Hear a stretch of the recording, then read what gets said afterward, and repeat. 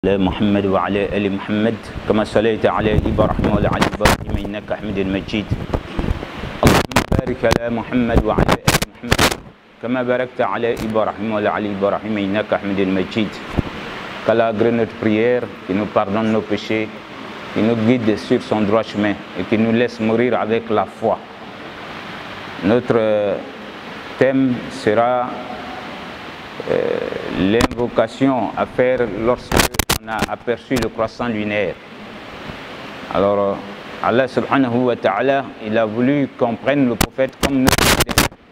لقد كان لكم في رسول الله أسوة حسنة لمن كان يرجو الله واليوم الآخر وذكر الله كثيرا.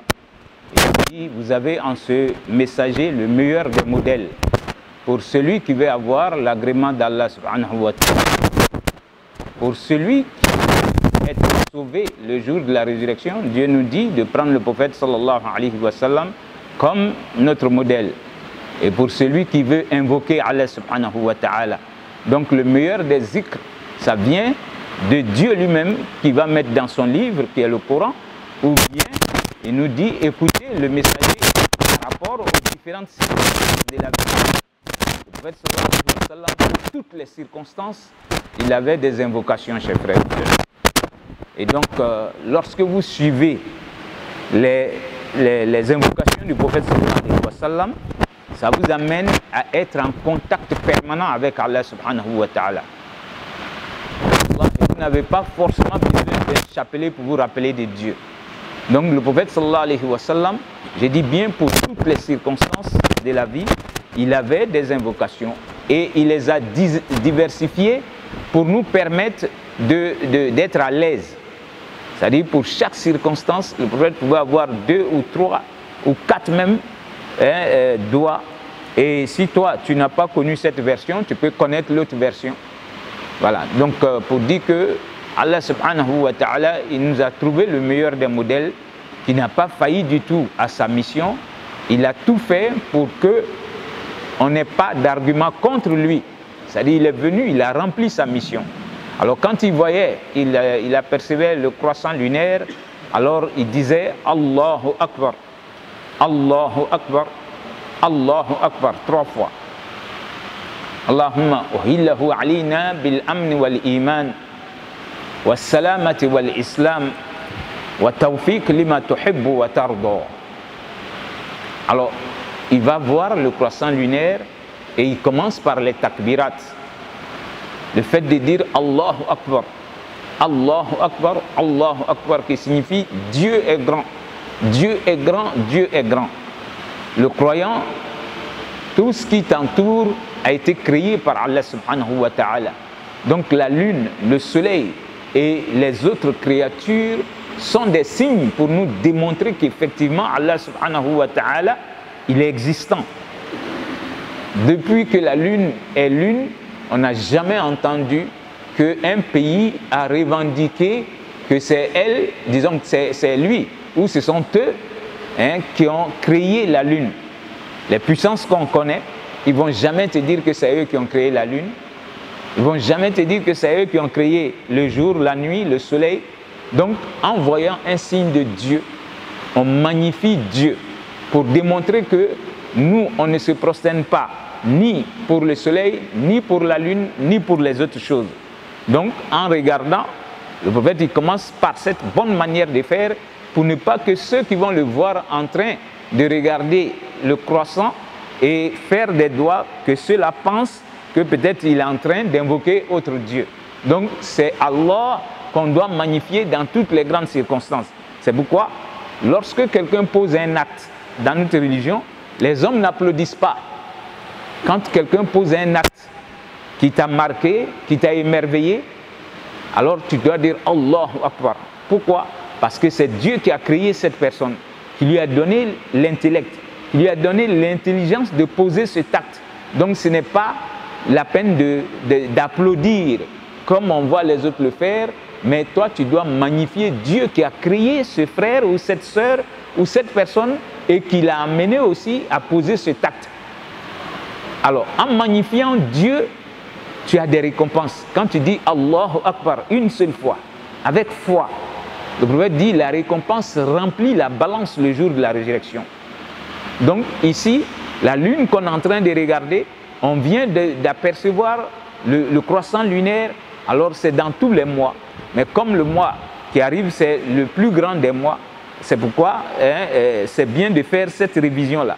Donc c'est dans tous les mois que le musulman, quand il voit le croissant lunaire, il fait cette bénédiction. Donc, Allahu Akbar, Allahu Akbar, Allahu Akbar.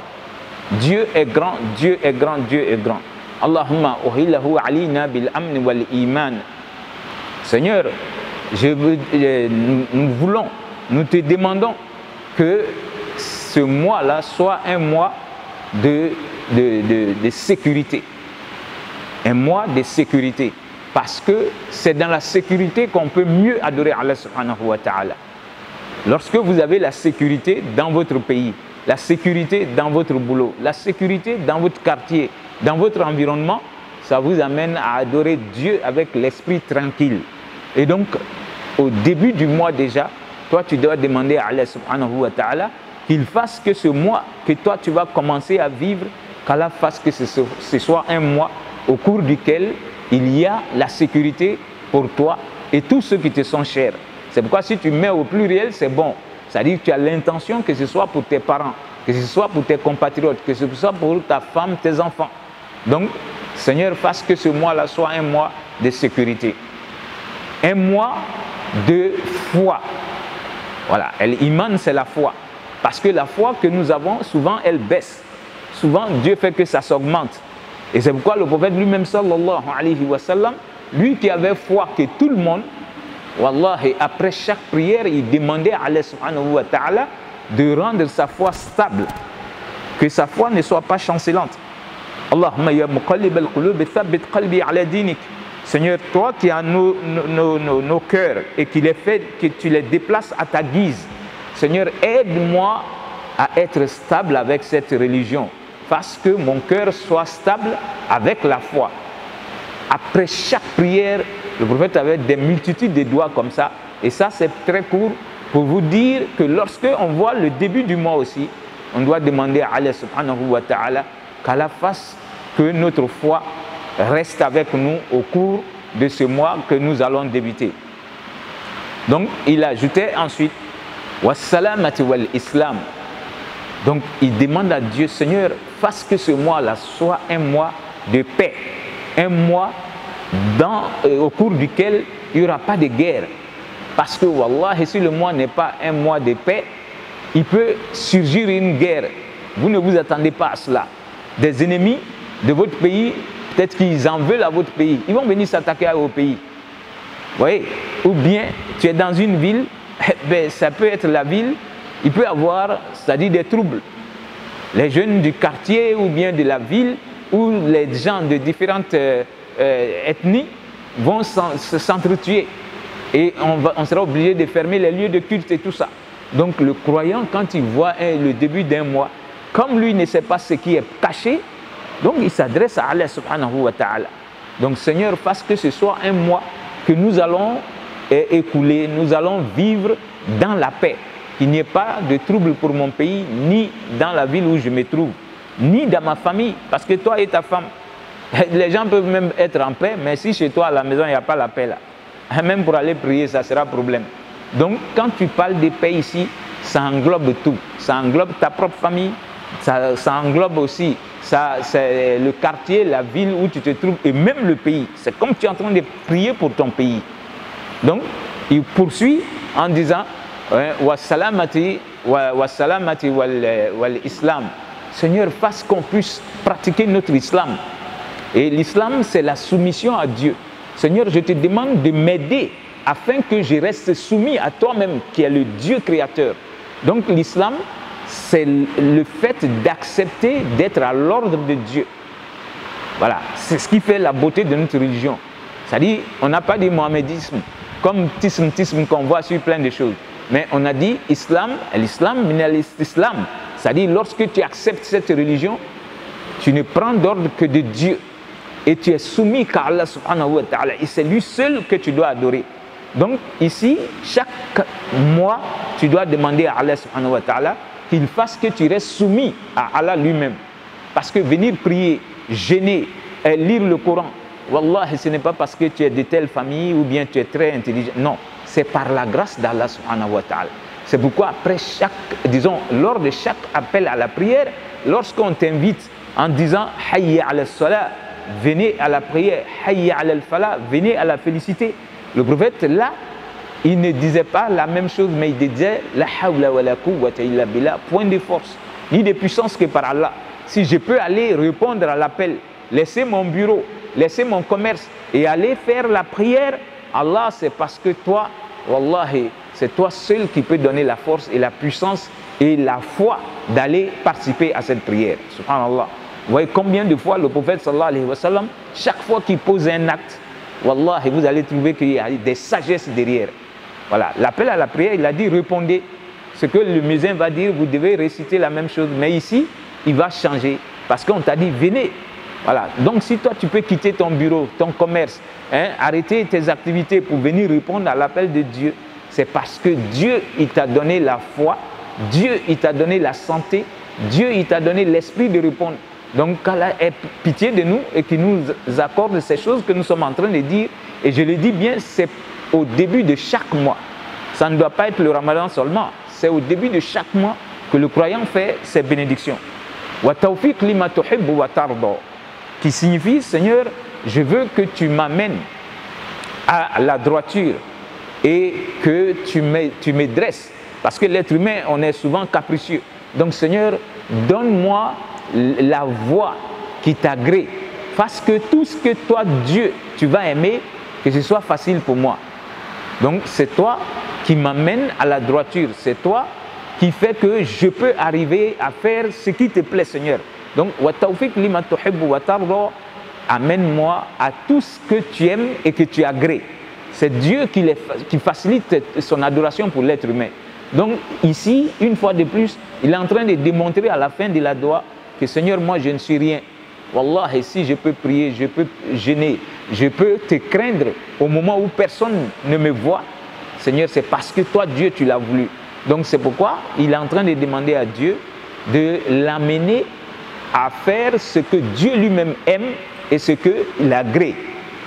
Parce qu'il y a des choses que Dieu n'aime pas. Et Satan, il embellit cela aux yeux de l'être humain. Et souvent, l'être humain va essayer ces choses-là.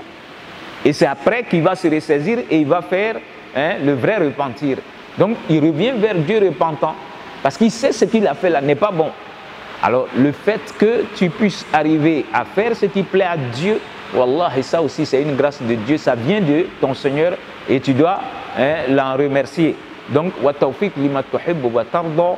Après ça, maintenant, il dit Rabbuna wa rabbuka Allah. Toi, l'une, ton Seigneur et le nôtre, c'est Allah subhanahu wa ta'ala.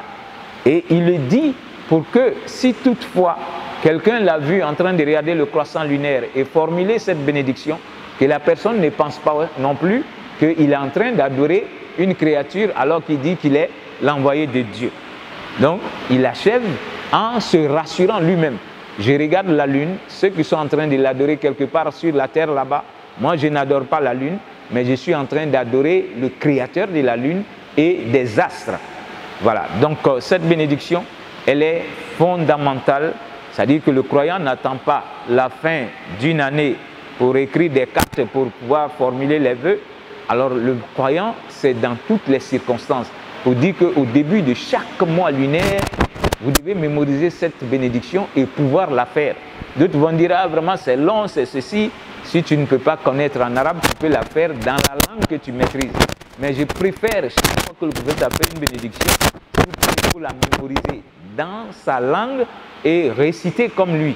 Parce que tout ce qu'il va dire, wallah, c'est tellement bien dit et bien fait, lorsque vous allez traduire, la traduction vraiment trahit un peu l'esprit.